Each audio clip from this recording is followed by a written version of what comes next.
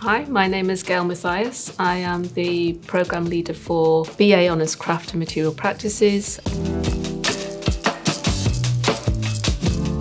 So our BA Honours Craft and Material Practice course will provide you with specialist foundation in the making of objects. So we're using both traditional and emergent technologies and techniques. The course is a really vibrant mix of researching, experimenting, drawing and making, and it gives you the chance to explore a really diverse range of materials which develop a kind of cohesive, forward-thinking and sustainable contemporary material practice.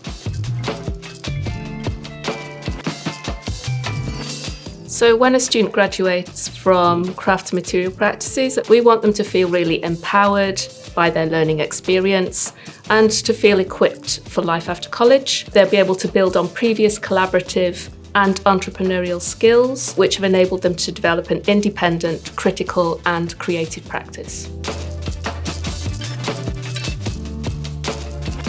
So when you join us to study craft and material practices, you'll have the opportunity to get your hands dirty, basically, and to experiment with a really expansive range of materials and processes from traditional to digital in our material labs. There's almost kind of too many processes to talk about, really, from working with hot molten glass to kind of squidgy clay to enameling to 3D printing. And students even invent their own materials like biomaterials. So we've had students working with crushed eggshells or using coffee grounds to make their own alternative leather. And so besides working in the workshops, we get to go on trips, national and international trips. We bring in visiting lecturers, and we have live collaborative projects.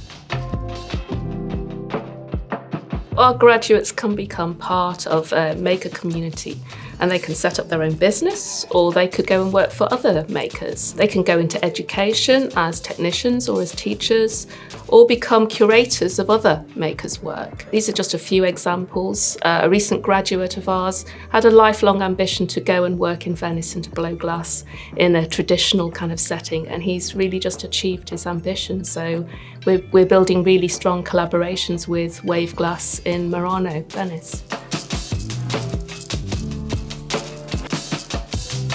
So what is the student community like? I think being a fairly small college, it means that you can quite easily get to know staff and students within your own programme and within the other programmes at the college.